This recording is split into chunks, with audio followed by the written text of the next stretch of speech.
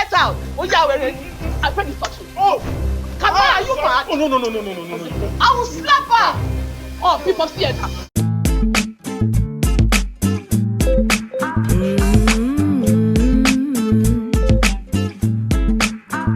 Hey guys, it's your girl Okwe and welcome to the All Shows Nigerian channel, where I review Nollywood movies, series and reality TV shows. Today I will be reviewing episode 9 of the reality show titled Real Housewives of Lagos.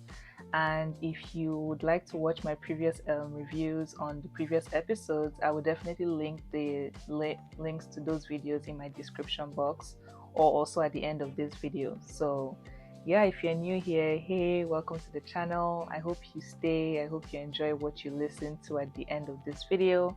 And if you like what you hear, what you listen to, what you see, please don't forget to click the subscribe button and the notification bell button so you get notified every single time I post a new video.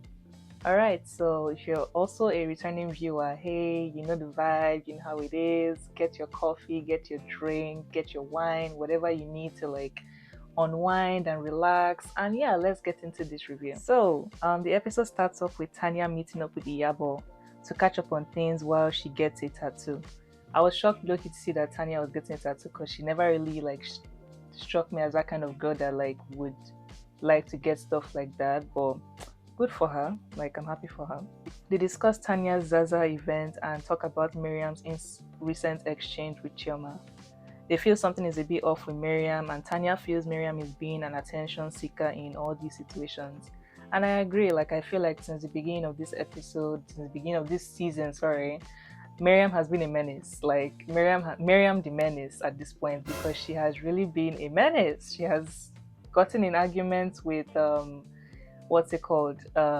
Faith. She has gotten in arguments with Tiana. She's gonna get into another argument with Tiana in this episode. Like, she has gotten into an argument with Chioma. She has gotten into argument with like half of the cast, if not more than half of the cast. So yeah, I do agree with that statement of her being an attention seeker. And I think she really thought that this, like, her being this, taking up this persona of like, you know, starting the drama and whatever was gonna make her likable to the viewers. Unfortunately for her, I feel like it has gone haywire for her, 360 for her. Like, yeah, we the viewers definitely do not understand what is going on with you, Miriam, and quite frankly, your castmates do not understand either. They go on to discuss Faith and Dr. Romel, and Iyabo feels like Dr. Romel's intentions are pure, meanwhile Faith is fake and condescending. Really? How can you come to that judgment based on the two of them when you literally knew the two of them at the same time? Like, it doesn't make sense.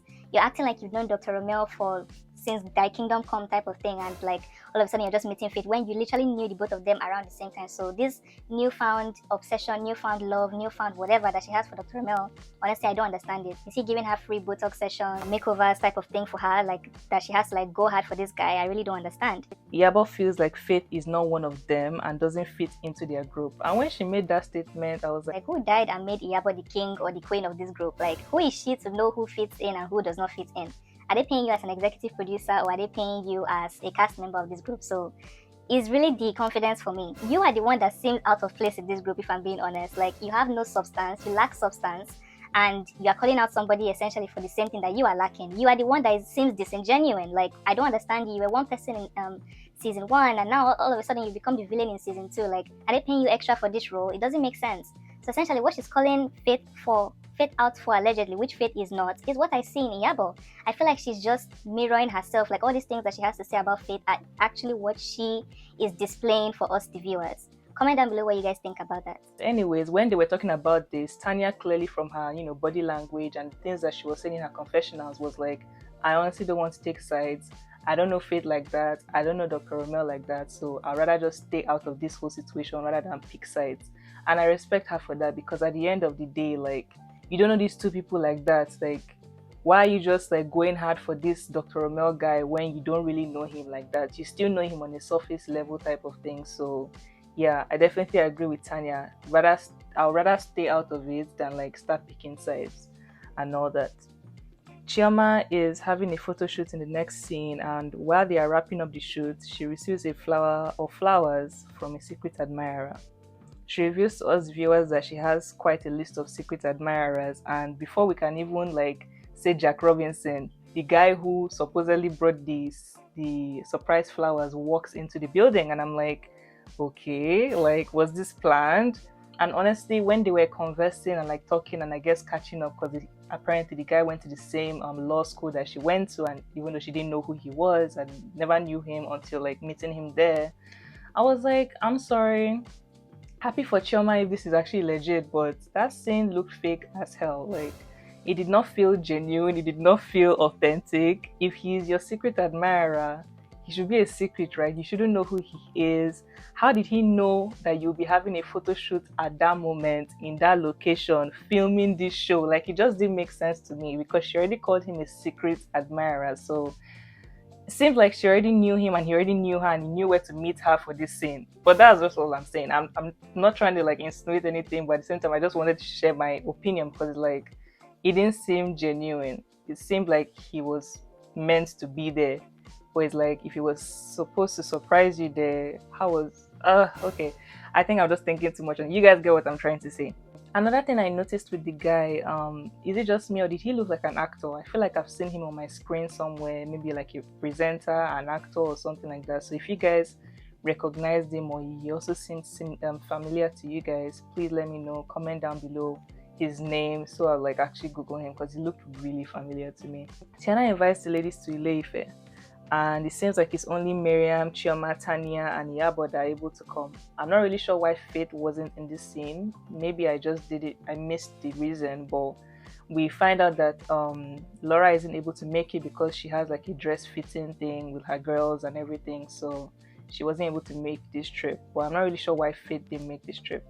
But anyways, I never knew that Tiana was like Yoruba royalty, so that was really nice to find out. And I honestly love the showcase of Yoruba culture, art, food, history, roots, and all those type of things in this episode. It was really nice to see and heartwarming to see as a Yoruba girl myself, so that was something definitely different from what we are used to seeing in this show. So I really like that they shed some light on, you know, a side of our culture. Tiana organizes for the ladies to be welcomed by dancers and singers in the palace. They meet with the Oba, who, for people that don't know what that means, that's like the king of Ile-Ife, and he gives a very interesting speech. I feel like in the beginning of the speech, I was flowing with him. I was like, yes, like he's making sense and everything, until he started talking about women and talking about women being witches, or like tendencies to have witchcraft, which is a good type of witchcraft, so that we can use it to manipulate people and like get our way, which is a good thing. So in general, women are essential in humanity because we have a spirit of manipulation and we can use it to get what we want in a positive light. And I'm like, huh? What are you talking about? Why are you calling us witches? What is this about manipulation? Like, it was so random, and I was like, yeah, no. I checked out once he started not really making sense, to be honest. So that was very interesting to listen to. The next day, Tiana takes the ladies to an adire making class, and they all seem to be having fun. Like, it's chill, the vibes are like, you know, immaculate, everybody is hanging out together, everyone is talking to each other and everything. But you can still tell that Mariam is like is keeping a bit to herself, even though she's trying to like hang out with the group and like be involved and like do things together with them. You can tell that she's a bit withdrawn with them type of thing, and I think all the ladies notice this. So after the adire session, they have a sit down to have an intervention from Mariam regarding her recent outbursts this past few episodes.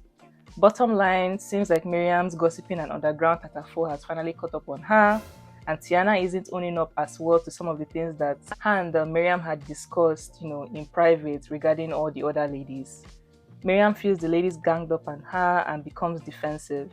Tempers soon run high between Tiana and Mariam, and before you know it, Basbos, fight has ensued, fight has broken out. Like, they are literally throwing hands, throwing phones, throwing fists, like throwing everything they can throw at this point. So I'm like, damn, like how did we get from here? Like, I agree, Mariam has been the common denominator in drama since the beginning of this show. I agree, she has been doing too much. Her pepper body has been over the top. But let's not come and now be acting brand new and pointing fingers. We know damn well that all these ladies gossip about each other. Iyabo and Chioma, I'm very sure they gossip about Faith, Tiana, and Mariam. Mariam and Tiana, I'm very sure they gossiped about Chioma, Iyabo, what's it called? Dr. Romel, Faith, I'm sure all of them have gossiped about each other. So let's be for real. Let's really be for real, because we're not going to be pointing fingers at each other when essentially you guys do the same thing. So it was a bit irritating to see Chioma and Iyabo act like saints, like, oh, you know, their gossips and everything is now coming out. It's coming out to light. Like all the things they've been saying about us is coming out to light. This, that. Like, thank you, Jesus. I'm like, thank you, Jesus, for what? Your own asses will show out eventually. So just because now is the day of reckoning for Iyabo and it's the day of reckoning for Tiana and Miriam doesn't mean that next day it won't be you and Iyabo now like turning against each other and like all the things that you guys discuss about the other ladies will come to light. So I feel like in as much as Miriam is definitely not a saint, everything that they were saying in the episode was spot on about her. She is the drama. She has been an attention seeker. I feel like they have also equally contributed to this. They have also equally like backstabbed each other, talked about each other behind each other's back. So nobody should be pointing fingers or like, you know, persecuting anybody type of thing. I also feel like, low-key, if you see Tiana's body language, I feel like some things that Miriam was accusing her of saying, I feel like she actually did say it. So let's not like throw stones and hide our hands. I feel like they've all participated in these things that they're accusing Miriam of.